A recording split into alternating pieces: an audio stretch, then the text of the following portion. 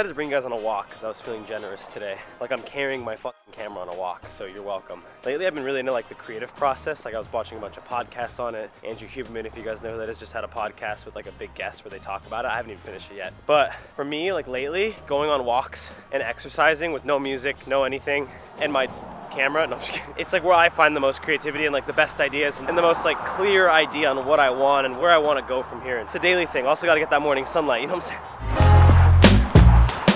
One thing they don't tell you about being a YouTuber, guessing just probably crosses your mind, is if you're a YouTuber that has no friends, you know what I'm saying? And you want to like walk by the camera or drive by the camera, you gotta like set the camera up, you gotta go for a walk, and then you gotta go back. Or you gotta go back, then go for a walk, and then get your, it's not authentic. Oh, I'm jaywalking.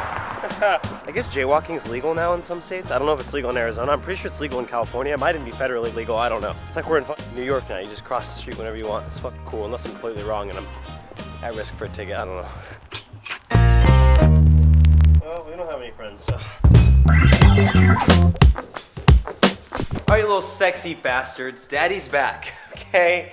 And I'm not gonna start any other videos like that ever again. And I really do apologize, bottom of my heart, that was not cool of me. I'm thinking, you know, I'm working on all these things and I'm like stressed out and I don't feel purpose as much lately. I'm just like doing clothing, which I really love, but like I will find purpose, but I don't have that now. And I'm doing like the agency, which I have no fucking idea what I'm doing. I know the services I'm gonna provide. I don't know how to build an agency, so I'm learning how to do that. And then I'm like, well, what's the one thing that's missing from my life?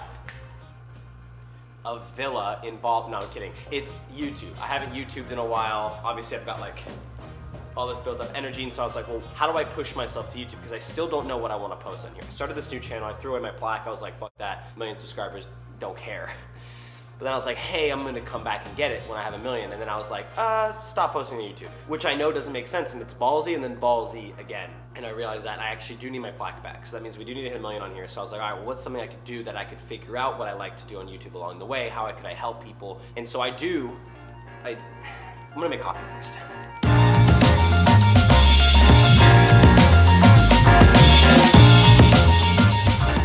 Time for some beauty. Don't spill, all right?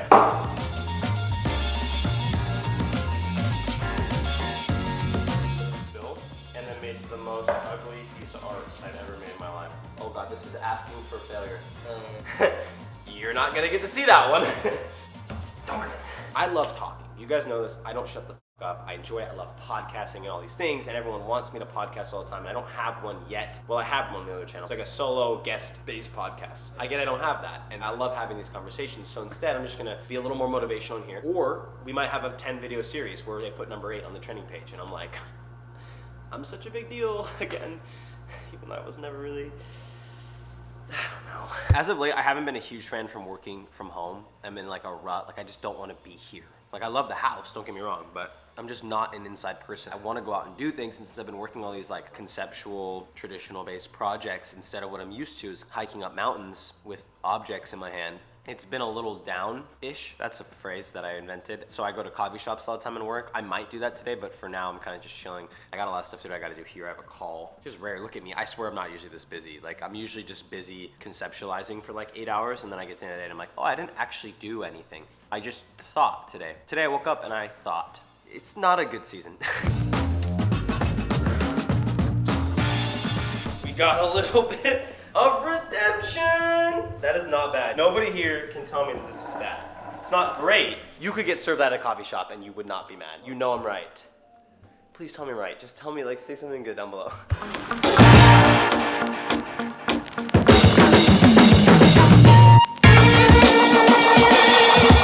I've got a couple things. A, I know a lot of you aren't gonna like this. If you're a kid, late teens in your mid-20s, even late 20s, listen to less music and listen to more podcasts. Like your 20s are your time to learn, especially if you chose not to go to college and pursue something else. Listen to podcasts as much as you listen to music. I'm not telling you can't listen to music. Listen to music when you're at the gym. Listen to music when you're in the car even sometimes. But if you're on a long drive, or even a 30-minute drive, you can listen to half a podcast in 30 minutes. A lot of podcasts you can listen to in 30 minutes. The information you'll get is so much better than listening to some bullshit lyrics about fucking bitches. Like, I'm being honest. I know I sound like a dad here, and I know you're like, Dad, shut the fuck up. I'm being serious. I'm telling you this from a 24-year-old's perspective of someone who does enjoy music. There's so much to learn from podcasts, and especially when we're in our 20s, like, let's learn everything we can. That reminds me, that I heard something dope in a podcast today. I am a creative, so I was listening to a podcast based on like the creative process, and something really registered with me.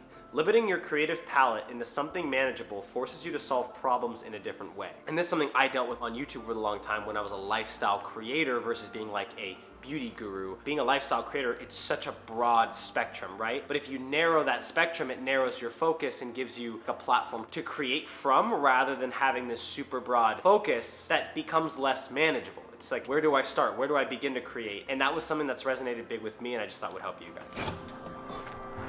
Oh, look at that. Oh my Lord.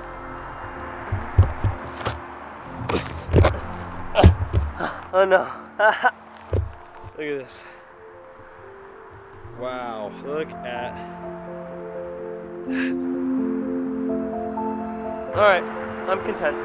Oh my God, that's so beautiful. That's so, oh.